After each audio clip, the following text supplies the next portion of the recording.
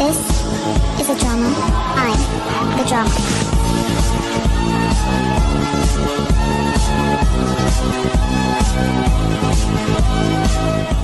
សួស្តីអ្នកគ្នាតោះយើងទៅបន្តរឿងរបស់យើងភាគទី5ជាបន្តទៀតភាគនេះរឿងយូរបន្តិចណាស់អេដមីនចូលរវល់ដើរលេងហ៎ចាំមើលអេដមីនទៅសៀមរាបប៉ុន្តែដល់ពេលផុសរូបនៅកពត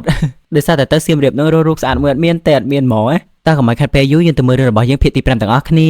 ារឿងក៏បង្ហាញឲ្យយើងឃើញការពីអ្នកមីងជីអាននៅពីក្មេងគាត់កំពុងតែគេងមើលទូរទស្សន៍ទាំងសប្បាយចិត្តក៏ស្រាប់តែម៉ែរបស់គាត់ទៅមកដល់ផ្ទះវិញជាមួយនឹងវ៉ាលីយ៉ាងស្រស់ស្អាតដំណងឡើយក៏ស្មានតែម៉ែរបស់គាត់ទិញរបស់ឆ្ងាញ់ៗឲ្យគាត់តាម៉ែរបស់គាត់ទិញវាមកនឹងដោយសារតែគេលក់បញ្ចុះតម្លៃមិនតែប៉ុណ្ណោះទេថែមទាំងទិញសម្លៀកបំពាក់ដែលមើលទៅឲ្យដូចជាតារាសម្ដែងជនជាតិបារាំងទៀតអ្នកមីងជីអានគាត់ថាមិនចាំបាច់ធ្វើអញ្ចឹងទេប៉ាថាម៉ាក់ស្អាតដូចជាផ្កាហើយតាគាត់មិនចង់ឲ្យម៉ែរបស់គាត់ចំណាយលុយច្រើនពេកទេយ៉ាងណាក៏ដោយម៉ែរបស់គាត់ថាផ្កាវាមិនត្រូវការទឹកតែមួយមុខទេវាត្រូវការពន្លឺថ្ងៃត្រូវការខ្យល់ទៅបានជាវាកាន់តែក្រអូបឧទាហរណ៍បើសិនជាគាត់ខ្លាចជាតារាល្បីនេះគាត់មិនត្រូវទៅថតនៅតាមខេត្តច្រើនដូច្នេះគាត់ត្រូវតែមានវ៉ាលីអញ្ចឹងហើយស្រាប់តែអ្នកមីងជីអានក៏ប្រាប់ម៉ែរបស់គាត់ឲ្យសុំប៉ារបស់គាត់ជូនពួកគាត់ទៅដើរលេងទៅដល់ចឹងទៅម៉ែរបស់គាត់ក៏គិតថាល្អដែរគាត់ចង់នាំគ្នាទៅលេងទឹកក្តៅនៅតំបន់អនយ៉ាងណាហើយគាត់នឹងយកវ៉ាលីរបស់គាត់ទៅជាមួយផងដែ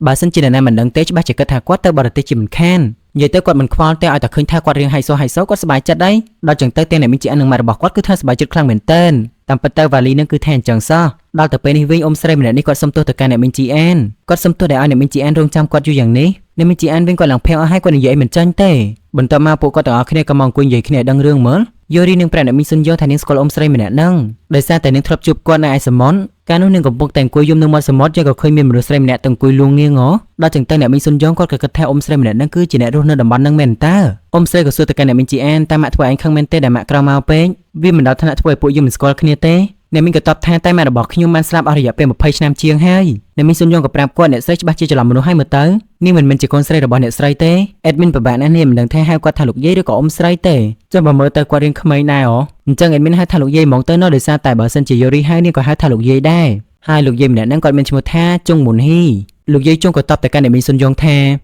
មិនចាំបាច់ចង់មកជជែករឿងរបស់ខ្ញុំទេអ្នកមីងសុនយ៉ងក៏ប្រាប់តែថាគាត់គឺជាមិត្តភក្តិរបស់អ្នកមីងជីអានស្រាប់តែពេលនឹងអ្នកមីងកោប្តីរបស់គាត់និងលោកយាយមីមីក៏មកទីនេះដែរណាហើយគ្រាន់តែឃើញលោកយាយជុងនឹងគាត់ក៏ស្គាល់តែម្ដងគាត់ចាំថាលោកយាយជុងគឺជាអ្នករស់នៅផ្ទះធំខាងក្រៅនៅក្នុងព្រៃកាលពី2ឆ្នាំមុនលោកយាយជុងនិងប្តីរបស់គាត់បានជិះគោយន្តជាមួយអ្នកមីងកោពីឆ្នេរសមុទ្រមកវិញហើយគាត់ពិតជាខ្លាចនៅក្នុងការជិះគោយន្តខ្លាំងណាស់ប្តីរបស់គាត់ថាមិនអីទេគាត់គឺជាខ្សែក្រវ៉ាត់សុវត្ថិភាពរបស់លោកយាយជុងមិនតែប៉ុណ្ណោះទេណាថែមទាំងអប់លោកយាយជុងនៅពីមុខពួកគាត់ទៀតប៉ុន្តែលោកយាយជុងក៏ប្រាប់ថាប្តីរបស់គាត់បានស្លាប់បាត់ទៅហើយដល់ចឹងទៅមិនដឹងថាគាត់ជាអ្នកគេឲ្យប្រកាសទេ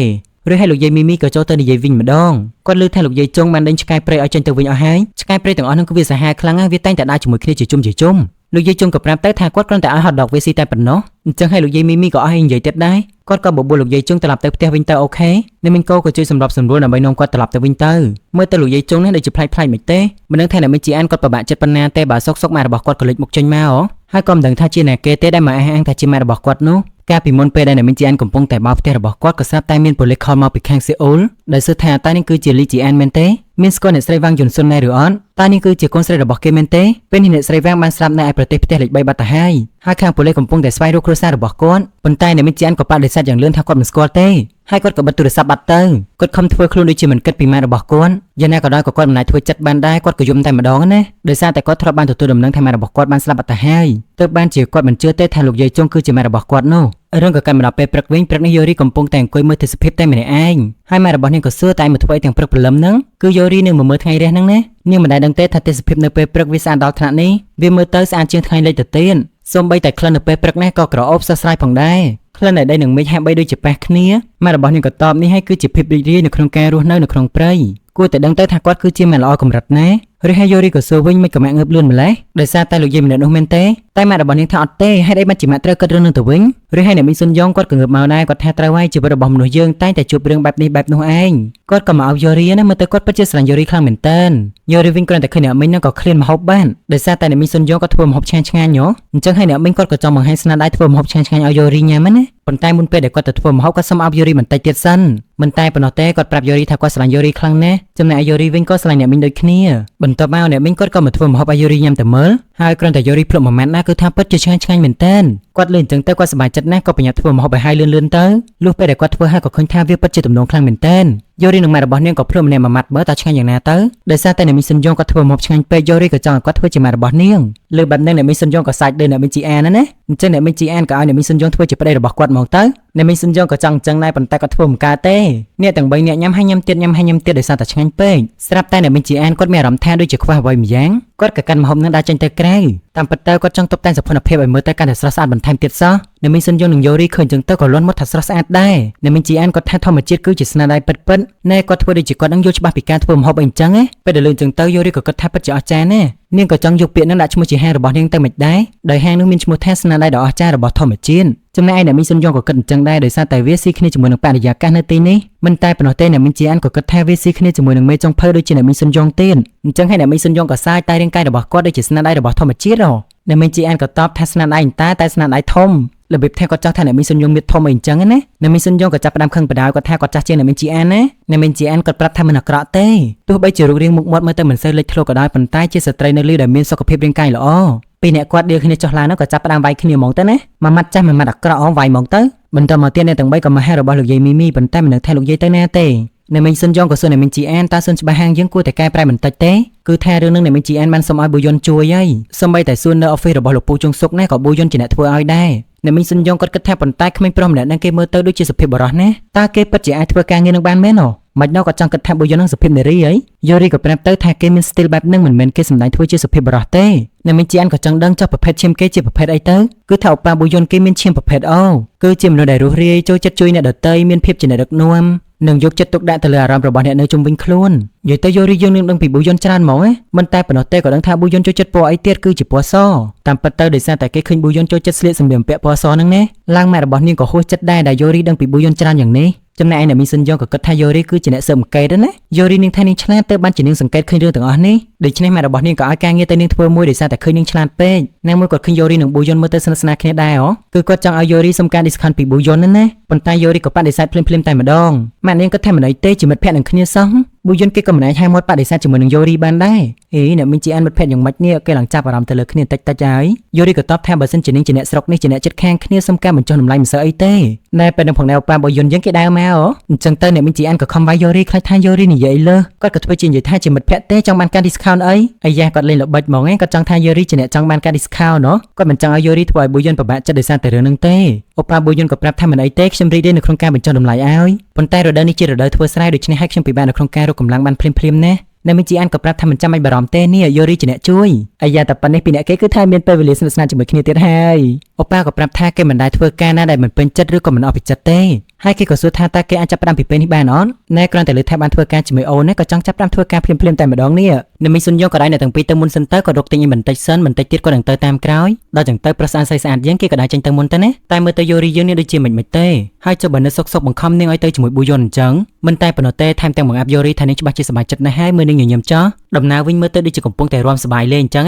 ប៊ូយុនគេប្រាប់តែកាន់យូរីថាការងារនេះមើលទៅដូចជាមិនសូវសំខាន់ទេប៉ុន្តែការថែទាំដីដោយប្រុងប្រយ័ត្នគឺសំខាន់បំផុតហើយគេមើលទៅដីមួយផ្នែកនេះទៅដូចជារៀបចំរួចរាល់ហើយដូច្នេះជាដំបូងពួកគេត្រូវបានជីសិនហើយនឹងដាំរុក្ខជាតិលម្អមួយចំនួននិងរុក្ខជាតិដែលអាចយកមកធ្វើម្ហូបបានរីឯយូរីវិញក៏គិតអញ្ចឹងដែរប៉ុន្តែនាងដកស្មានេះមិនបានតតែសោះនាងខំប្រឹងយ៉ាងម៉េចក៏មិនមែនដែរឡើយប៉ាប៊ូយុនសើចនាងហើយអញ្ចឹងប៊ូយុនគេឲ្យយូរីមើលគេវិញមើលគេប្រាប់ថាការធ្វើកសិកម្មមិនមែនគ្រាន់តែជាការប្រើកម្លាំងនោះទេជាជាងការប្រើកម្លាំងតែមួយមុខយើងអាចប្រើឧបករណ៍ជីករើសសិនជីកវាជុំអញ្ចឹងមកហើយក៏ដកមកតែបានអីស្មើនឹងវាចាក់រើសខ្លាំងណាស់ប៊ូយុនគេដកចេញទេដល់ចឹងទៅគេប្រើដៃពីរវិញមើលហើយដៃពីរនឹងដកចេញទៀតចាប់បាត់ហើយអញ្ចឹងនៅពីមុខក្រាស់ផងឃើញថាប៊ូយុនគេដកបានអញ្ចឹងយូរីក៏ឲ្យដកទាំងពីរអ្នកតែម្ដងទៅដូច្នេះហើយពីរអ្នកគេក៏កាន់ដៃគ្នាដើម្បីដកស្មៅហ្នឹងណាផឹងភ្ងាក់ក្រោយទៅក៏មានជាការស្វីតមួ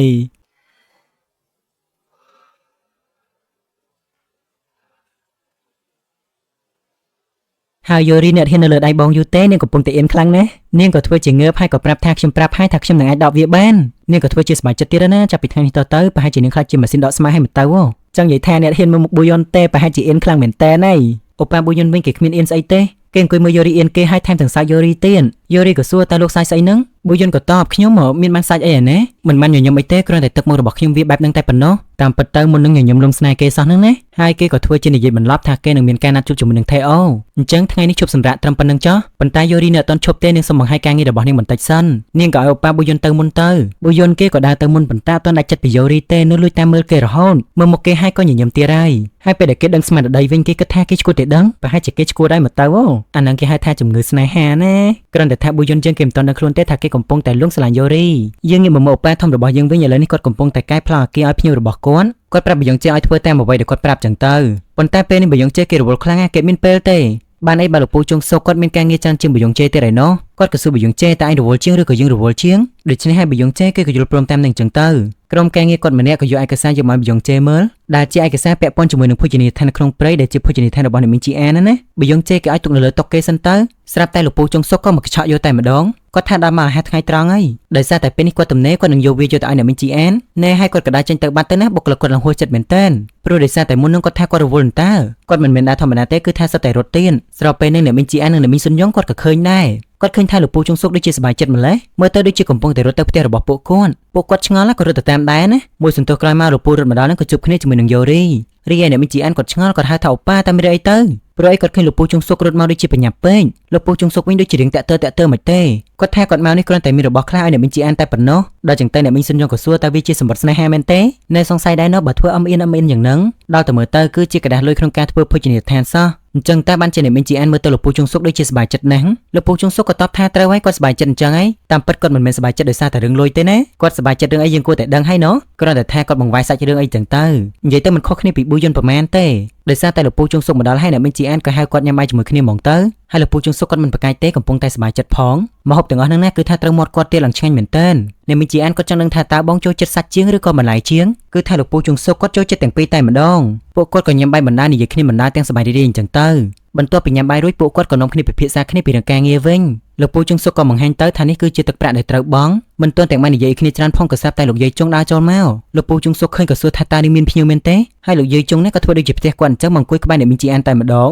គាត់ថាអស់រយៈពេលជាច្រើនឆ្នាំហើយដែលឯងសុំវល់យើងឲ្យត្រឡប់មកវិញប៉ុន្តែឥឡូវនេះឯងបែរជាធ្វើមិនអើពើនឹងយើងហើយពេលនេះវិញគាត់ឃ្លានគាត់មកអង្គុយតុបាយនឹងក៏អ្នកមីងជីអានធ្វើមុខដូចជាខឹងគាត់ទៀតលោកពូជុងសុកក៏សួរតើគាត់គឺជាម៉ែរបស់នាងអ្នកមីងជីអានក៏ប្រកែកថាមែនទេកុំប្រកាន់គាត់អីខួរក្បាលរបស់គាត់មិនសូវល្អនោះទេហើយអ្នកមីងជីអានក៏បន្តមើលឯកសារនឹងទៀតអញ្ចឹងទៅគាត់មើលទៅការចំណាយដូចជារឿងលើសបាត់ចិត្តរបស់គាត់បន្តិចហើយលោកយាយជុងគាត់ក៏ឃើញថាលេខនឹងបុកមិនត្រូវទេអញ្ចឹងហើយបានជាចំនួនទឹកប្រាក់នឹងវាលើសហើយពេលដែលលោកពូជុងសុកយកទៅមើលទៅឃើញថាបុកលេខអត់ត្រូវមែនតើដល់ចឹងទៅលោកយាយជុងក៏វាយអ្នកមីងជីអានផ្លាញ់គាត់ធ្លាប់ប្រាប់រហូតថាធ្វើការឲ្យមានភាពមុតស្រួចទោះបីជាគ្មានគាត់ក៏ដោយអ្នកមីងជីអានត្រូវតែមានការគ្រប់គ្រងឲ្យបានល្អដោយខ្លួនឯងអ្នកមីងជីអានវិញគាត់ពិតជាហួសចិត្តខ្លាំងមែនទែនសុកគាត់មកវាយគាត់ដូចជាម៉ែរបស់គាត់មែនទែនអញ្ចឹងគាត់ឈឺក្បាលខ្លាំងគាត់ក៏ដើរចេញបាត់ទៅ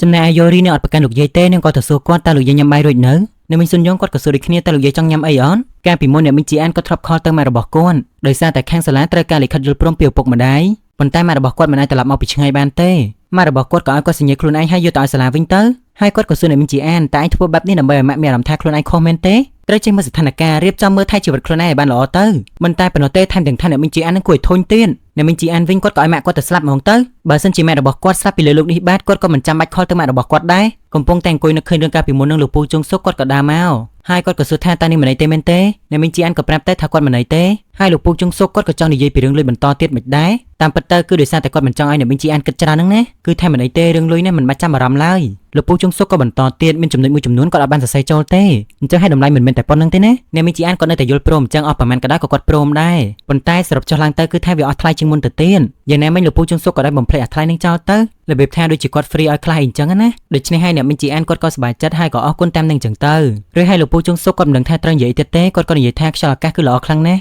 ់អ្នកមីងជីអានវិញគាត់ក៏គិតអញ្ចឹងដែររីឯអ្នកមីងសុនយ៉ុងគាត់កំពុងតែធ្វើម្ហូបឲ្យលោកយាយញ៉ាំគាត់ប្រើឲ្យយូរីទៅយកពងមាន់ឲ្យគាត់បន្តិចមកពេលដែលយូរីដើរទៅយកនឹងក៏ស្រាប់តែលោកយាយក៏ដើរចូលមកគាត់ដើរចូលមកឡើងស្ងាត់មើលចុះមើលឡើងនោះក៏កាច់កេះឡើងឆេះទ្រុលហ្មងណាហើយគឺថាឆេះខ្លាំងមែនទែនឡើងឆេះដល់វាំងនោនទៀតអ្នកមីងសុនយ៉ុងគាត់ភ័យខ្លាំងគាត់ក៏ស្រែកមកទំហឹងណាគាត់តាំងស្មារតីបានល្អមែនទែនក៏រត់ទៅបិទកេះយ៉ាងលឿនដល់ទៅអ្នកមីងជីអាននិងលោកពូជុងសុកក៏រត់មកមើលខាងក្នុងយ៉ាងលឿនហើយក៏ឃើញភ្លើងកំពុងតែឆេះវាំងនោនគាត់ក៏យកប្រដាប់ពន្លត់អគ្គីភ័យយកទៅបាញ់ពន្លត់និយាយទៅបើសិនជាពួកគាត់មិននៅទេណាផ្ទះនឹងប្រហែលជាឆេះអស់ហ្មងយ៉ាងណាមិញអ្នកមីងសុនយ៉ុងគាត់បារម្ភពីលោកយាយដែរខ្លាចថាលោកយាយភ័យអីចឹងណាដល់តែអ្នកមីងជីអានគាត់ឡើងអន់ចិត្តដោយសារតែមុននឹងប៊ីនឹងមានរឿងធំហ្មងហើយពេលនេះវាក៏ខូចខាតអស់ខ្លះទៀត លោកពូជុងសុកក៏សួរតានេះមិនណីទេមែនទេអ្នកមីងជីអានគាត់មិនណីទេហើយគាត់ក៏សួរលោកពូជុងសុកវិញតែលោកពូជុងសុកគាត់ក៏មិនណីដូចគ្នាចំណែកឯលោកយាយគាត់មកប្រាប់អ្នកមីងជីអានថាដៃរបស់គាត់រលាកភ្លើងឈឺខ្លាំងណាស់អ្នកមីងជីអានគាត់ខឹងខ្លាំងណាស់គាត់ក៏ថាឲ្យតើខ្ញុំជាកូនរបស់អ្នកស្រីដែររបៀបណាគាត់ខំអត់អោនគិតថាលោកយាយឈឺប៉ុន្តែគាត់មិនលើកលែងឲ្យទៀតទេហើយអ្នកមីងជីអានក៏សុំលេខកូនរបស់លោកយាយមកចាំគាត់តាក់ទងទៅឲ្យបើមិនអញ្ចឹងទេគាត់នឹងខលទៅកាន់ប៉ូលីសហើយអ្នកមីងសុនយ៉ងក៏ប្រាប់ឲ្យអ្នកមីងជីអានប៉ុណ្ណឹងបានហើយឯងបំភ័យគាត់ស្លាប់ហើយប៉ុន្តែអ្នកមីងជីអានគាត់មិនឈប់ទេលោកយាយត្រូវបង់ថ្លៃខូចខាតឲ្យគាត់ទៀត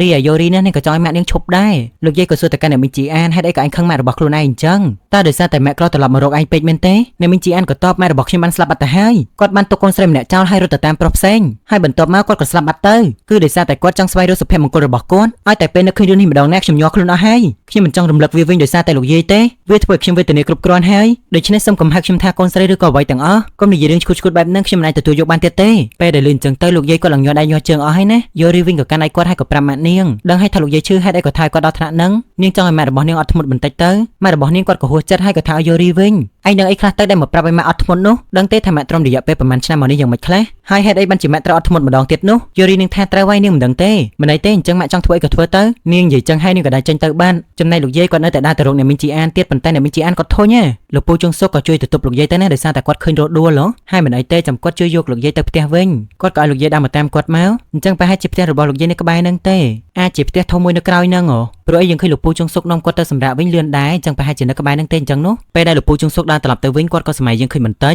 កាលនោះម៉ែរបស់អ្នកមីងជីអានគាត់ស្វឹងដើរតលេតឡៃឡើងពេញផ្សារអ្នកលក់ក៏ថាឲ្យហេតុអីក៏នាងមកធ្វើរឿងរញ៉េរញ៉ៃនៅពីមុខផ្ទះអ្នកដទៃនាងមិនចេះខ្មាស់គេទេមែនទេបើផឹកស្រាហើយមិនក៏មិនទៅដេញនៅផ្ទះទៅម៉ែរបស់អ្នកមីងជីអានក៏តបវិញក្រែងពួកនាងជាអ្នកទិញស្រាខ្ញុំផឹកអីនាងមិនដឹងទេមែនទេថាខ្ញុំជានរណាគេខ្ញុំគឺជាតារាសម្ដែងដល់ចឹងទៅពីអ្នកស្រីនេះគេពិតជាហួសចិត្តខ្លាំងមែនតើមិនដឹងជាតារាសម្ដែងស្អីទេចេញបានពីក្រោយគេតែ2វិនាទីអីសោះហើយជាច្រើនឆ្នាំហើយដែលគាត់តែងតែយំសោកផឹកស្រាដេកដួលអញ្ចឹងពេលនោះផងដែរអ្នកមីងជីអានក៏មកហៅម៉ែរបស់គាត់ឲ្យត្រឡប់ទៅផ្ទះវិញម៉ែរបស់គាត់គ្រាន់តែឃើញគាត់នឹងក៏ថាកូនស្រីរបស់ខ្ញុំមកដល់ហើយកូនស្រីរបស់ខ្ញុំពិតជាស្រស់ស្អាតណាស់ហើយបន្ទាប់មកគាត់ក៏យំទៀតឡើងធ្វើឲ្យជីអាននេះខ្មាស់គេមែនតើម៉ែរបស់នាងក៏និយាយទៀតថាគាត់ធ្វើបែបនេះដោយសារតែគាត់ជាមនុស្សដែលអស់សង្ឃឹមគាត់ពិតជាឈឺចាប់ខ្លាំងណាស់គាត់គួរតែហត់ឡើងខ្ពស់ជាមួយនឹងអាជីពសម្ដែងរបស់គាត់មិនគួរណាគាត់មកធ្លាក់ក្នុងសភាពបែបនេះទេហើយគាត់ថែមទាំងយំមនាលដីទៀតណាស្រាប់តែពេលនឹងអូប៉ាចុងសុករបស់យើងក៏បានមកជួយអ្នកមីងជីអានដល់ចឹងទៅអ្នកមីងជីអានច្បាស់ជាលងស្នេហ៍គាត់បន្ថែមទៀតហើយណោះអ្នកមីងម្នាក់គាត់ថាអ្នកមីងជីអានមិនគួរណាជួបរឿងបែបហ្នឹងទេព្រោះថាប៉ារបស់នាងចិញ្ចឹមមើលថែនាងស្រឡាញ់នាងថ្នាក់ថ្នមនាងបានយ៉ាងល្អ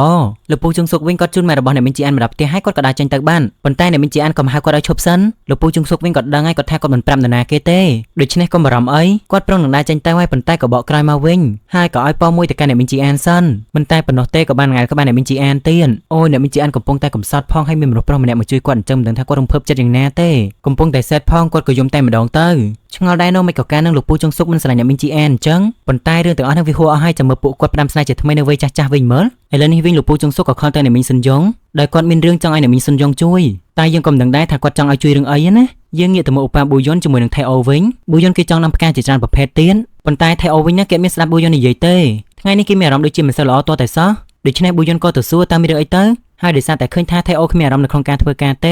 េប៊ូយុនក៏បបួលថៃអូឈប់តែត្រឹមនឹងតែម្ដងទៅហើយបន្ទាប់មកក៏ទៅកន្លែងមួយជាមួយគេប៉ុន្តែថៃអូគេថាគេទៅទេថ្ងៃនេះគេគ្មានអារម្មណ៍ធ្វើការឡើយយ៉ាងណាក៏ដោយក៏ឧបារបស់យើងត្រូវតែអូសថៃអូទៅឲ្យបានដែរកូនចៅគឺត្រូវតែធ្វើតាមមេនិយាយពីថាថៃអូពិបាកហ្មងណាដូចអូសអាស័យម្ចាស់ចុងអញ្ចឹងស្រាប់តែកញ្ញាយូរីរបស់យើងគេក៏បានដើរមកនាងឆ្ងល់ថាអ្នកទាំងពីរទៅណាហ្នឹងហើយនាងក៏ចង់ទៅជាមួយគេដែរមិនថាគេទៅណាទេក៏នាងចង់ទៅជាមួយណាដល់ចឹងទៅឧបាយើងគេក៏ឲ្យទៅជាមួយហ្មងទៅពេលដែលអ្នកទាំង3ជិះឡានមកដល់យើងឃើញថាទេសភាពកន្លែងហ្នឹងគឺថាស្អាតមែនទែនគ្រាន់តែយូរីចុះពីលើឡានមកណានាងក៏មានអារម្មណ៍ថាស្រស់ស្រាយដែរនាងក៏ឈរស្រូបយកខ្យល់អាកាសបន្តិចទៅឧបាយើងណាគេចាប់អារម្មណ៍មើលមុខរបស់អូនទៀតហើយតាមពិតទៅគេនាំគ្នាមកលំហែអារម្មណ៍សោះហើយទីហ្នឹងណាគឺថាមានតង់មានអីឲ្យស្រេចហ្មងអញ្ចឹងប្រហែលជាកន្លែងដែលពួកគេអាសាមកឲ្យមកទៅមានអីស្បែកយ៉ាងដែរតើនៅធ្វើការបែបឈៀលពេលណាហត់ក៏សម្រាកទៅពេលណាក៏ចង់ធ្វើការក៏ធ្វើការបន្តទៀតហើយយូរីក៏បានប្រាប់ពីរឿងដែលលោកយាយធ្វើឲ្យឆេះផ្ទះរបស់នាងដល់ចឹងទៅថៃអូគេគិតថាប្រហែលជាម៉ែរបស់នាងខឹងណាស់ហើយយូរីក៏ប្រាប់ទៅថាម៉ែរបស់នាងគឺពិតជាខឹងមែនហើយនាងក៏បានប៉ះពាល់ពាក្យសម្ដីជាមួយគាត់ដែរនាងឡើងចេញពីផ្ទះហើយលើអញ្ចឹងអូប៉ាយើងក៏សួរអញ្ចឹងនាងឆ្លោះគ្នាជាមួយគាត់ទៀតហើយមែនទេ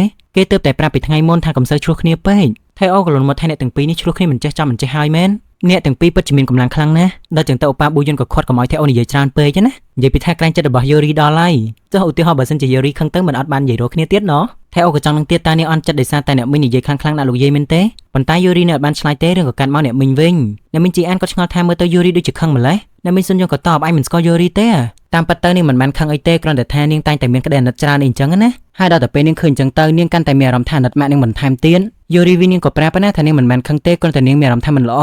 នាងមិនដឹងទេថាគួរតែបង្ហាញអារម្មណ៍ថាម៉េចនោះ ដូច្នេះនាងក៏បានស្រែកថាឲ្យម៉ាក់នាងណាពេលដែលនាងឃើញម៉ាក់របស់នាងស្រែកថាឲ្យលោកយាយនាងមានអារម្មណ៍ថ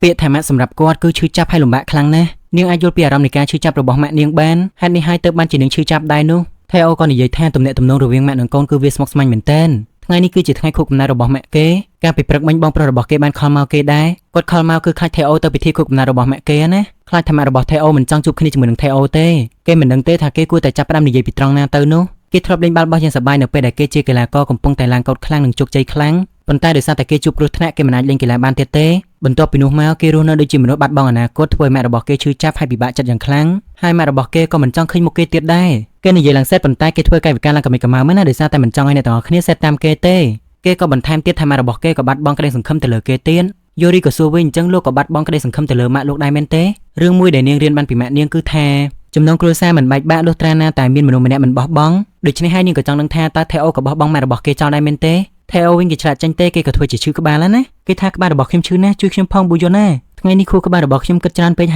ហើយគេក៏ស្ពះសុំយូរីសុំពេលខ្លះដើម្បីកិននិយាយចឹងហើយគេក៏រត់ចូលទៅក្នុងតង់បានអូប៉ាប៊ូយ៉ុនគេប្រាប់ថាកុំកេងឲ្យសោះណាតែថេអូគេចង់ធ្វើអីក៏បានដែរហើយគេឲ្យអ្នកទាំងពីរមានពេលវេលាដែលសប្បាយចិត្តចុះតែប៉ុណ្ណេះយូរីនិងប៊ូយ៉ុនគេមានពេលវេលាតែពីរនាក់ជាមួយគ្នាហើយណោះហើយថេអូគេក៏កេងគិតពីម៉ាក់របស់គេបន្តិចទៅយើងងាកមកមើលលោកយាយចុងវិញគាត់ភ្ញាក់ពីគេងមកក៏នឹកឃើញដល់នៅពេលដែលគាត់ធ្វើឲ្យឆេះផ្ទះរបស់អ្នកមីងជីអានហើយនៅពេលដែលអ្នកមីងជីអានថាកុំឲ្យហៅគាត់ថាជាកូនស្រីទៀតគាត់មិនអាចទទួលយកបាននោះទេលោកយាយក៏មើលរបួសរបស់គាត់ហើយក៏លន់មាត់ថាវាហាក់បីដូចជាដល់ពេលហើយគាត់រកព្យាបាលរបួសខ្លួនឯងហើយក៏ស្រាប់តែពេលនឹងមានបរិសម្នាក់ខលមកគាត់ដោយគេមានឈ្មោះថាគឹមជូហុងប៉ុន្តែយើងមិនដឹងថាគេជាណាគេទេលោកយាយគាត់ថាគាត់ចាំបានហើយគាត់នឹងទៅដោយខ្លួនឯងដូច្នេះកុំបារម្ភអីថ្ងៃស្អែកចាំជួបគ្នារួចហើយគាត់ក៏បិទទូរស័ព្ទបាត់ទៅហើយអ្នកមីងជីអាននិងអ្នកមីងសុនយ៉ងវិញពីរអ្នកគាត់កំពុងតែជួបសម្អានពេលនឹងលោកពូចុងសុកគាត់ក៏ហៅជាងឲ្យមកមើលចក្រានហ្គាសហ្នឹងហើយក៏ឃើញថាវ៉ានរបស់ចក្រានហ្គាសហ្នឹងគឺថាវាខូចណាអញ្ចឹងតើបានជាបើកវាទៅវាឆាបភ្លាមតែម្ដងយ៉ាងណាមិញវាជារឿងល្អទៅវិញទេដែលរកឃើញបញ្ហាមុនពេលដែលបើកហាងនោះអ្នកមីងសុនយ៉ងក៏ប្រាប់ទៅកាន់អ្នកមីងជីអានឃើញទេយ៉ាងហោចណាស់ក៏វាកាត់ឡើងនៅពេលដែលគ្មានភ្ញៀវដែរចំណែកឯលោកពូចុងសុកណាគាត់ឲ្យខាងជាងពីនឹងមើលខ្សែបំពង់ហ្គាសទាំងមូលតែម្ដងតាមពិតទៅថ្ងៃនេះគឺជាថ្ងៃសម្រាប់របស់ជាងទេប៉ុន្តែដោយសារតែលោកពូចុងសុករកហើយអញ្ចឹងគាត់ត្រូវតែមកណាមិនតែប៉ុណ្ណោះទេលោកពូចុងសុកក៏បានសុំបបខាងជាងនឹងងោចទៀតគឺថាអ្នកមីងជីអានជាភ្ញៀវពិសេសរបស់គាត់ហើយណាយើងគួរតែយល់ណាពីទឹកចិត្តរបស់លោកពូចុងសុករីឯចាស់ទាំង3គាត់ក៏បានមកដល់លោកយាយមីមីគាត់គិតថាល្អមែនតើដែលជាងគាត់ថាលេងអីហើយពួកគាត់ទាំងអស់គ្នាក៏មកអង្គុយជូតចានជូតឆ្នាំងគ្នាទៅណាមុនពេលដែលបើកហាងបន្ទាប់មកលោកពូចុងសុកគាត់មកវិញហើយគ្រប់យ៉ាងគឺថាអូខេទាំងអស់ដូច្នេះគាត់ប្រាប់ឲ្យអ្នកមីងជីអានកំរំទៀតអីដល់តែអ្នកមីងគាត់ឆ្ងល់ណាលោកពូចុងសុកមិនដែលថាបារម្ភពីណាគេអីទេប៉ុន្តែលើកនេះសុទ្ធតែខលប្រាប់គាត់ថាមានរឿងធំជាបន្ទាន់ទៀតប្តីអ្នកមីងក៏គិតអញ្ចឹងដែរមិនមែនជារឿងធំអីផងយ៉ាងណាមិញគាត់មិនដែលប្រកែកជាមួយនឹងលោកពូចុងសុកទេគាត់ក៏ចង់ស្និទ្ធស្នាលជាមួយលោកពូចុងសុកប៉ុន្តែលោកពូចុងសុកមិនចង់ស្និទ្ធស្នាលជាមួយគាត់សោះលោកយាយវិញគាត់ថាពេលដែលប៊ូយុនមានកន្លែងមួយដ៏ល្អហើយហេតុអីក៏លោកយាយមិនព្រមគាត់គូចាក់ចេញពីភូមិនេះទៅវាល្អក្នុងការកសាងផ្លូវចិត្តរបស់លោកហើយមនុស្សជុំវិញខ្លួនក៏មិនរងរបួសផ្លូវចិត្តដោយសារតែលោកដែរគាត់គិតថាវាជាជំរឿនល្អបំផុតហើយសម្រាប់លោកពូចុងសុកលោកពូចុងសុកគាត់ថាដូចគាត់ធ្លាប់និយាយពីមុនអញ្ចឹងគាត់នឹងតែលោកយាយមីមីក៏និយាយកាត់ឲ្យប្តីអ្នកមីងកោជូតត្រង់នេះត្រង់នោះអីអញ្ចឹងទៅពួកគាត់ទាំងអស់គ្នាក៏នាំគ្នានិយាយបណ្ដាជូតចានជូតឆ្នាំបណ្ដាណាយើងងាកមកមើលស្រីស្អាតយូរីរបស់យើងវិញមើលនាងកំពុងតែគេងនៅក្នុងរឹងមើលថ្ងៃលិចតែម្នាក់ឯងអូប៉ាប៊ូយុនក៏ដើរមកប្រាប់ថាឲ្យទុកថេអូនៅនឹងហើយគេប្រហែលជាគេងនៅនឹងពី3ថ្ងៃណែរួចហើយគេក៏ទៅអង្គុយរឹងជាមួយយូរីតែម្ដងអាយ៉ារឹងមួយជិះពីរនាក់គេគិតថាប្រហែលជាម៉ាក់របស់យូរីកំពុងតែបារម្ភពីយូរីណាស់ហើយហេតុអីក៏នាងមិនខលទៅម៉ាក់នាងទៅឬមួយក៏នាងខ្លាចមែនទេយូរីក៏តបខ្ញុំមិនខ្លាចទេប៊ូយុនក៏និយាយទៀតថាការបង្ហាញក្តីស្រឡាញ់ជាសាធារណៈអាចនឹងទទួលទោសតាមច្បាប់តាមពិតទៅគេចង់បានន័យថាអញ្ចេះយូរីនិងម៉ាក់របស់នាងគួរតែឈប់ឆ្លោះគ្នាអំពីរឿងក្តីស្រឡាញ់ខ្លះទៅអ្នកទាំងពីរធ្វើអញ្ចឹងទៅធ្វើឲ្យគេចំណែនដល់ហើយដោយសារតែគេមានម៉ាក់អញ្ចឹងយូរីក៏សួរហ្មងទៅចុះម៉ាក់របស់លោកអូប៉ាប៊ូយុនក៏ប្រាប់ថាម៉ាក់របស់ខ្ញុំនៅឯប្រទេសអាល្លឺម៉ង់ឯណោះហើយគេក៏ឲ្យយូរីទៅផ្ទះមុនទៅរីឯគេមានកន្លែងមួយដែលត្រូវទៅដោយសារតែយូរីនិងម៉ាក់របស់នាងនឹងយូរីក៏ឆ្ងល់ដោយសារតែពួកខ្ញុំទៅណាទៅដល់តែអ្នកមីងជីអានវិញគាត់អរគុណអ្នកទាំងអស់គ្នាមែនតើមកជួយរវល់គាត់អ្នកមីងសុនយ៉ងគាត់សន្យាថាគាត់នឹងធ្វើពិធីបើកហាងមួយដ៏ធំមែនតើលោកយាយក៏ប្រាប់ពួកគាត់ថាកុំឲ្យគិតច្រើនពេកអីពីរឿងដែលភ្លើងឆេះនោះតាមប្រពៃណីនៅក្នុងភូមិរបស់យើងបើផ្ទះណាមានភ្លើងឆេះមិនយូរប៉ុន្មានទេនឹងមានរឿងល្អកើតឡើងវិញប្តីអ្នកមីងកោក៏គិតអញ្ចឹងដែរកាលពីមុនមានហាងអង្គមួយត្រូវបានភ្លើងឆេះហើយបន្ទាប់មកម្ចាស់ហាងគេដូចជាត្រូវឆ្នោតធំអញ្ចឹងប៉ុន្តែមិនรู้ស៊ីឡើងអីទេគឺថាគេបានរៀបការហ្នឹងគឺថាគេបានប្រពន្ធក្មេងជាងគេដល់ទៅ12ឆ្នាំឯណោះយ៉ាងណាមិញគាត់មិនដែលមានអារម្មណ៍ថាចំណែនម្ដងណាឡើយអ្នកមីងកោវិញគាត់ក៏និយាយអំពីយូរីគាត់ថាយូរីប្រកែកដូចជាអ្នកស្រីអញ្ចឹងបើសិនជាអ្នកមិនដឹងណាគេគិតថាអ្នកទាំងពីរគឺជាកូនភ្លោះហើយប៉ុន្តែអ្នកមីងជីអានណាគាត់ថាគាត់ស្អាតជាងកូនគាត់ដល់តែព្រៃអ្នកមីងកោគាត់ថាយូរីមានអត្តចរិតល្អជាងម៉ែរបស់នាងប្រពន្ធគាត់លឿនអញ្ចឹងក៏គាត់ឲ្យបិទមាត់យ៉ាងលឿនគាត់ក៏សុំទោសទៅកាន់អ្នកមីងជីអានហើយក៏នាំគ្នាចេញទៅអ្នកមីងសុនយ៉ងគាត់ថាមិនក៏យូរីអត់ត្រឡប់មកវិញអញ្ចឹងមើលទៅប្រហែលជានាងឃ្លានណាស់ហើយម៉ែរបស់នាងក៏តបនាងមិនមែនក្មេងទេនាងចេះរកឲ្យញ៉ាំខ្លួនឯងហើយប៉ុន្តែអ្នកមីងសុនយ៉ងថានាងមិនបានយកថ្នាំទៅទេនាងត្រូវតែញ៉ាំថ្នាំឲ្យបានទៀងពេលណាម៉ែរបស់នាងក៏គិតទៀតប្រហែលជានាងយកថ្នាំខ្លះទៅតាមខ្លួនហើយមើលទៅអ្នកមីងសុនយ៉ងក៏មិនថែមនៅក្នុងព្រៃមានឆ្កែចចកណា ចុះបើសិនជានាងដើរជួបពួកវាទៅធ្វើមិនទៅបើសិនជានាងអាចរត់ចេញបានចាត់ទុកថាជាសំណាងហើយតែចុះបើសិនជានាងរត់មិនរួចវិញនោះអ្នកមីងជីអានគាត់ថាគ្រាន់តែប្រហើវាទៅវារត់ចេញបាត់ហើយឬហើយអ្នកមីងស៊ុនយ៉ងក៏អាចខលទៅយូរីបន្តិចទៅយ៉ាងណាមិញអ្នកមីងជីអានក៏អត់ចង់ខលទៅទេដល់ចឹងទៅអ្នកមីងស៊ុនយ៉ងក៏ឡើងពិបាកចិត្តហ្មងគាត់ច្បាស់ជាចាស់មុនអាយុជាមិនខានដោយសារតែពីរអ្នកហ្នឹងគាត់មិនដឹងទេគាត់ចូលទៅក្នុងហើយគាត់ឲ្យអ្នកមីងជីអានទៅចាំយូរីនឹងហើយស្រាប់តែគាត់ក៏ឃើញឪពុកជើងសុកកំពុងតែអង្គុយម្នាក់ឯងមើលទៅដូចជាគាត់មានអីក្នុងចិត្តចឹងហើយបានមិនព្រមទៅផ្ទះអញ្ចឹងឬហើយអ្នកមីងស៊ុនយ៉ងគាត់ក៏ដើរចូលទៅក្នុងបាត់ទៅរឿងក៏កាន់មកប៉ាប៊ូយុននិងយូរីរបស់យើងវិញយូរីនឹងថាខ្ញុំមិនដឹងថាលោកកំពុងទៅណាទេប៉ុន្តែផ្លូវដែលយើងទៅដូចជាមានបរិយាកាសមិនសូវល្អសោះអូប៉ាក៏តបជាជំរឿនរបស់នាងដែលនាងដើរតាមខ្ញុំតាស្រាប់តែយូរីនឹងឮសំឡេងដូចជាជ្រូកព្រៃនឹងពិតជាភ័យមែនតើនាងក៏លេចទៅឃើញខ្មៅប្រហែលជានឹងហើយអូប៉ាយើងក៏ប្រាប់ថាមែនទេគឺជាដើមឈើតាប្រហែលជាពីមុនមកនាងត្រូវបានខ្មៅលងច្រើនពេកហើយនេះហើយជាហេតុផលដែលខ្ញុំឲ្យនាងរស់នៅដែលមានចិត្តល្អបន្តិចទៅយូរីនាងក៏តបថាកុំធ្វើដូចជាលោកមិនខ្លាចនោះប៉ុន្តែអូប៉ាប៊ូយុនគេថាប៉ុណ្ណឹងមិនអាចធ្វើឲ្យគេខ្លាចបានទេព្រោះអីគេតែងតែឃើញខ្មៅតាំងពីគេនៅក្មេងឯណោះគ្រាន់តែលឺអញ្ចឹងយូរីក៏លន់មកថាខ្មៅចុះខ្មៅស្អីកុំកុហកខ្ញុំណាប៊ូយុនក៏ប្រាប់ទៀតថាគ្រប់គ្នានិយាយថាខ្មៅគ្មានជើងភ្នែករបស់វាប្រហោងធំហើយអណ្ដាតវាក៏លៀនដល់កទៀតហើយក៏មានហូរឈាមជាច្រើននាងក៏គិតអញ្ចឹងដែរមែនទេប៉ុន្តែរឿងទាំងអស់នេះសុទ្ធតែជាការកុហកទេខ្មៅដែលខ្ញុំបានឃើញណាគឺដូចជាមនុស្សយើងអញ្ចឹងគឺវានៅតែញញឹមមិនឈប់នោះទេណែពេលហ្នឹងណាគឺថាយូរីយើងគេចាប់ដើមខ្លាចទៅហើយចុះបើនៅក្នុងព្រៃហើយប៊ូយុនប្រឡាច់ខ្មៅនាងទៀតហ៎នាងក៏សួរពេលនេះយើងត្រូវនិយាយរឿងបែបហ្នឹងមែនទេអូប៉ាយើងក៏តបទៀតថាដំបងឡើយខ្ញុំមិនដឹងថាវាជាខ្មៅទេប៉ុន្តែខ្ញុំគិតថាហេតុអីបានជាមនុស្សម្នាក់នោះចេះតែញញឹមអញ្ចឹងខ្ញុំក៏ចូលទៅចិត្តដើម្បីមើលក៏ស្រាប់តែឃើញមាត់របស់គេរហែកទៅជំហៀងរហូតយូរីក៏ថាឲ្យយ៉ារឿងនិទានបែបនេះមិនអាចធ្វើឲ្យខ្ញុំខ្លាចបានទេអូប៉ាយើងគេមិនឈប់ត្រឹមនឹងទេណាគេនៅតែបន្តនិយាយទៀតរឿងដែលកាន់តែព្រឺជាងនេះទៅទៀតគឺនៅពីក្រោយទឹកមុខដែលកំពុងញញឹមនោះ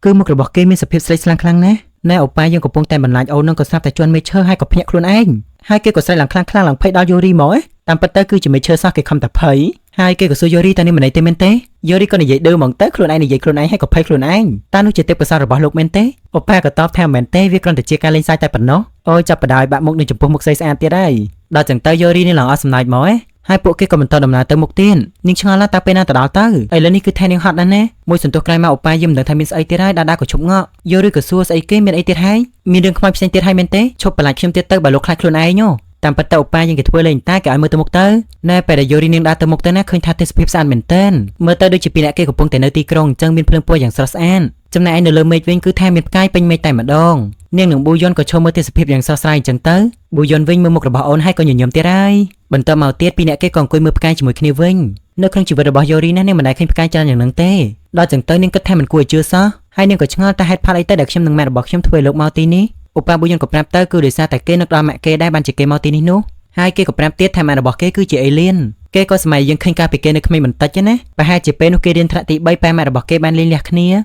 ហើយចាប់តាំងពីពេលនោះមកម៉ែរបស់គេក៏ទៅរស់នៅអាល្លឺម៉ង់រហូតរាល់ពេលវិស្មការម៉ែរបស់គេក៏មកជួបគេឬក៏គេទៅជួបម៉ាក់គេអញ្ចឹងណាគេមិនដែលបានជួបគាត់ញឹកញាប់ទេដូច្នេះហើយគេពិតជានឹងម៉ាក់គេខ្លាំងណាស់ហើយពេលដែលគេមើលទូរទស្សន៍ក្មេងហ្នឹងគឺដូចគេបេះបិទហ្មងណាដល់កូនក្មេងហ្នឹងគេបានសួរប៉ាគេថាម៉ាក់ណែណាទៅហើយប៉ារបស់គេប្រាប់ថាម៉ែរបស់គេនៅភពផ្កាយឯណោដល់ចឹងទៅបានជាប៊ូយុនគេគិតបែបហ្នឹងដែរគេគិតថាម៉ែរបស់គេគឺជាមនុស្សភពផ្កាយណាដែលគេគិតថាម៉ែរបស់គេគ្រាន់តែមិនបាននៅក្បែរគេតែប៉ុណ្ណោះព្រោះអីគាត់ត្រូវតែការពារភពរបស់គាត់ម៉ែរបស់គេក៏ប្រហែលជានឹកគេដែរគ្រាន់តែថាភពទាំងពីរវានៅឆ្ងាយពីគ្នាពេកដូច្នេះសញ្ញាតាក់ទងគ្នាវាមិនសូវល្អតែប៉ុណ្ណោះគេប្រាប់ខ្លួនឯងឲ្យរងចាំតែអត់ធ្មត់ទៅរាល់ពេលដែលគេនឹកម៉ែរបស់គេតែងតែមើលផ្កាយដើម្បីលួងចិត្តខ្លួនឯងថ្ងៃនេះគេស្ដាប់រឿងរបស់យូរីនិងម៉ែរបស់នាងគេក៏នឹកឃើញដល់ម៉ែរបស់គេណាគេមិននឹកស្មានទេថាលើលោកនេះមានម៉ាក់ដូចជាម៉ែរបស់យូរីដែរមិនចេះនឿយហត់ហើយខំប្រឹងប្រែងរហូតដល់ភពកូនស្រីប៉ុន្តែហេតុអីបានជាម៉ែរបស់គេមិនដូចជាម៉ែរបស់យូរីអញ្ចឹងលើសពីនេះទៀតយូរីនឹងអាចយល់ពីអារម្មណ៍របស់ម៉ាក់នាងនៅពីក្មេងនាងអាចដឹងថាតើម៉ាក់នាងមកពីភពមួយណាដូច្នេះគេពិតជាមានអារម្មណ៍ថាចំណានខ្លាំងណាស់ទំនាក់ទំនងនាងនិងម៉ាក់របស់នាងពិតជាគួរឲ្យស្រឡាញ់មែនទែនទោះបីជាមើលទៅឆ្គងមិនសូវត្រូវគ្នាក៏ដោយប៉ុន្តែវាគឺជាទំនាក់ទំនងដែលចេញពីបេះដូងស្មោះអភិចិននិយាយដោយស្មោះត្រង់ទៅគេចំណានឡើងគេចង់ស្អប់យូរីហើយយូរីក៏ប្រាប់ការពិតហ្មងទៅថាគាត់មិនមែនជាម៉ាក់បង្កើតរបស់នាងទេម៉ាក់របស់នាងទាំងពីរនាក់គឺជាមិត្តភក្តិនឹងគ្នាប៉ារបស់ពួកគាត់ធ្លាប់បើកហាងនៅក្នុងផ្សារនៅក្បែរគ្នារហូតដល់អ្នកដទៃគិតថាពីរនាក់គាត់គឺជាកូនភ្លោះដោយសារតែពីរនាក់គាត់ស្លៀកសម្លៀកបំពាក់ដូចគ្នាធ្វើសក់ដូចគ្នាហើយធំឡើងដូចជាបងប្អូនបង្កើតនឹងគ្នាទៀតពួកគាត់ស្រឡាញ់គ្នាខ្លាំងណាស់មិនថាពេលវេលាសប្បាយឬក៏លំបាកទេតែងតែនៅក្បែរគ្នាជានិច្ចនិយាយទៅពីរនាក់គាត់លើសពីពាក្យថាមិត្តភក្តិទៅទៀតពីរនាក់គាត់ក៏បានរៀនសាឡនជាមួយគ្នាហើយក៏ទៅរស់នៅសេអ៊ូលជាមួយគ្នាទៀតប៉ុន្តែម៉ាក់បង្កើតរបស់នាងក៏បានស្លាប់ដោយសារតែគ្រោះថ្នាក់ចរាចរណ៍ដូច្នេះបានជាម៉ាក់បច្ចុប្បន្នរបស់នាងចិញ្ចឹមនាងរហូតមកដល់ពេលនេះមូលហេតុនេះហើយបានជានាងនិងម៉ាក់របស់នាងគឺត្រូវការគ្នាទៅវិញទៅមកខ្លាំងណាស់ព្រោះទំនាក់ទំនងអ្នកទាំងពីរមិនមែនជាទំនាក់ទំនងធម្មតាទេនាងត្រូវការម៉ាក់ហើយម៉ាក់របស់នាងក៏ត្រូវការកូនប៉ុន្តែប្រហែលជាអ្នកទាំងពីរខំប្រឹងខ្លាំងពេកហើយនាងហត់ខ្លាំងមែនទែនហើយម៉ាក់របស់នាងមិនយល់ពីនាងទេដូច្នេះនាងប្រាប់ឲ្យប៊ូយុនកុំចំណាយនាងអីប៊ូយុនគេគិតថាអ្វីដែលសោកសៅសម្រាប់អ្នកមីងជីអាននោះគឺមិនមែនដោយសារតែម៉ាក់របស់គាត់ចាក់ចេញទៅនោះទេតាមពិតទៅវាគឺជាពេលវេលាដែលគាត់រងចាំម៉ាក់របស់គាត់ គាត់សង្ឃឹមថាថ្ងៃណាមួយម៉ែរបស់គាត់នឹងត្រឡប់មកវិញបើទោះបីជាគាត់ដឹងថាវាគឺជាក្តីសង្ឃឹមខ្លាំងៗក៏ដោយអ្វីដែលធ្វើឲ្យយើងកាន់តែឈឺចាប់នោះគឺជាពេលវេលាដែលយើងចាប់ផ្ដើមស្អប់ខ្លួនឯងដែលយើងនៅតែចង់តោងទាមគាត់ទៀតដូច្នេះមិនក៏នាងមិនត្រឡប់ទៅផ្ទះហើយឲ្យគាត់ឯណែនទៅកុំធ្វើឲ្យគាត់រងចាំអីមកងើបមកឧបាបុយណាគេឲ្យយូរីកាន់ដៃគេមកដល់តែយូរីនាងកាន់ហើយក៏ងើបទៅមុខរបស់គេទាំងពីរនាក់ឡើងចិត្តគ្នាស្រាប់តែឧបាយើងក៏លន់មកថាពិតជាស្អាតខ្លាំងណាស់យូរីក៏សួរស្អីគេឧបាយើងក៏រត់លេសថាគេចង់បានន័យថាផ្កាយពិតជាស្រស់ស្អាតណាស់ដល់ចឹងទៅយូរីនឹងក៏គិតអញ្ចឹងដែរណាឬហើយបុយគេដើរចេញប៉ុន្តែគេក៏និយាយថានាងក៏ស្អាតដូចគ្នាគេនិយាយនឹងមកលមុំយូរីលឺដែរនឹងណានាងឡើងអៀនអាយ៉ាគេចាប់ផ្ដើមឲ្យសញ្ញាបន្តិចម្ដងហើយរឿងក៏កាត់មកឧបាធំវិញគឺថារវល់ដល់ក៏ឲ្យមិនព្រមទៅផ្ទះទេនិយាយទៅគឺថានៅខ្វិចខ្វៀលនៅផ្ទះរបស់អ្នកមីងជីអាននៅនឹងអ្នកមីងជីអានគាត់ថាលោកពូជុងសុកដូចជាខំប្រឹងពេកហើយគាត់ប្រាប់ឲ្យច្បាស់ណាថាគាត់មិនបានថែមលុយឲ្យទេគឺថាដោយសារតែលោកពូជុងសុកគាត់ចង់លំអិតទៅលើការងាររបស់គាត់ហ្នឹងណាដោយសារតែភាពលំអិតហ្នឹងហើយទើបធ្វើឲ្យរូបរាងមើលទៅខុសគ្នាណែក៏ស្រាប់តែអ្នកមីងជីអានក៏ចូលទៅក្នុងរង្វង់ដៃរបស់លោកពូជុងសុកតែម្ដងគាត់ឆ្ងល់ថាមើលបែបហ្នឹងទៅមានអីខុសគ្នាទៅគ្រាន់តែមើលធម្មតាទៅបានទេចាំបាច់ធ្វើដែរអញ្ចឹងធ្វើអីហើយគាត់ក៏កាន់ដៃលោកពូជុងសុកឡើងជាប់ទៀតលោកពូជុងសុកឡើងអៀនហ្មងណាគាត់ក៏និយាយថាមិនគួរណាចូលមកក្នុងរង្វង់ដៃរបស់ខ្ញុំដោយគ្មានការអនុញ្ញាតទេដូច្នេះហើយអ្នកមីងជីអានគាត់ក៏សុំទោសទៅគាត់ប្រឹងនឹងចូលទៅក្នុងវិញហើយតែលោកពូជុងសុកក៏និយាយបន្តិចទៀតសិនថានាងចិញ្ចឹមយូរីបានល្អខ្លាំងណាស់មានរឿងអីនិយាយជាមួយនឹងយូរីច្បាស់តែម្ដងអ្នកមីងជីអានគាត់ថាគាត់ក៏មានចំណុចខ្វះខាតដែរប៉ុន្តែយូរីវិញគឺល្អឥតខ្ចោះហ្មងណា